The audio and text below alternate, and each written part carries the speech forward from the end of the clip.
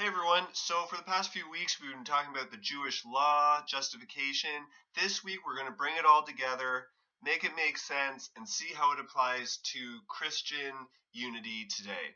So um, let's talk about badges.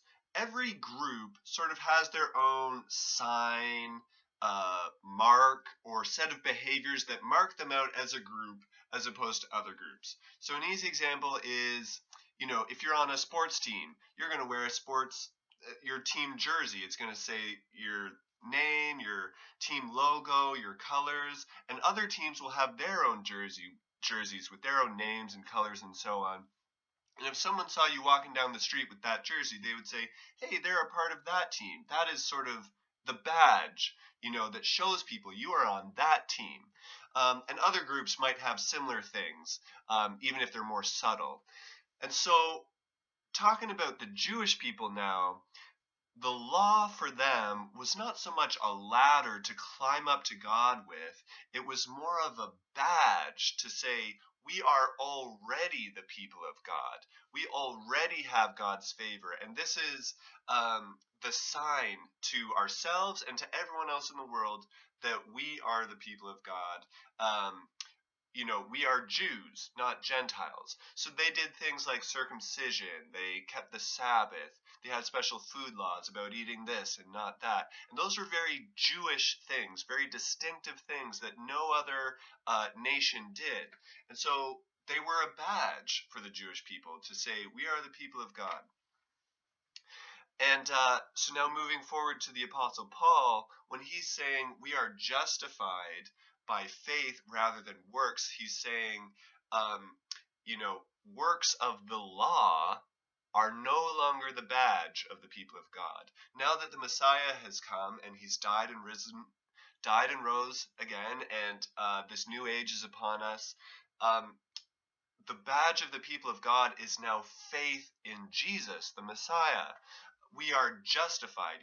God says we are his people when he sees that we have faith in Jesus, not when he sees us doing works of the law.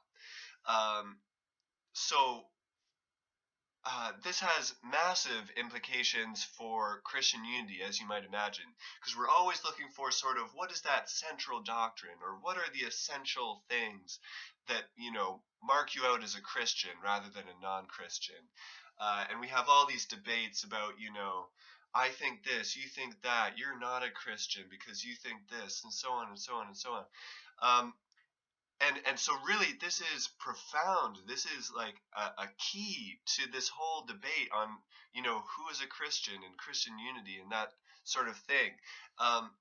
It all boils down to, do you have faith in Jesus? Obviously more needs to be said about it, and there's more nuances to be said about it, but you have no right to say to someone they are not part of the people of God. They are not one of God's people. Um, if they believe this or if they believe that, as long as they have faith in Jesus, they are part of the family, and you have no right to tell them that they are not. And so I think this is a beautiful and a profound way of looking at Paul's doctrine of justification by faith. Next week, we're going to wrap it all up and talk about, is Christianity an inclusive or an exclusive faith? Also, if you're interested in talking more about this stuff, feel free to check out my blog, takeitleaveitblog.wordpress.com. It's where I just toss out some more ideas and kind of have a chance to expand on things more than I do just in these videos. Thank you very much. See you next week.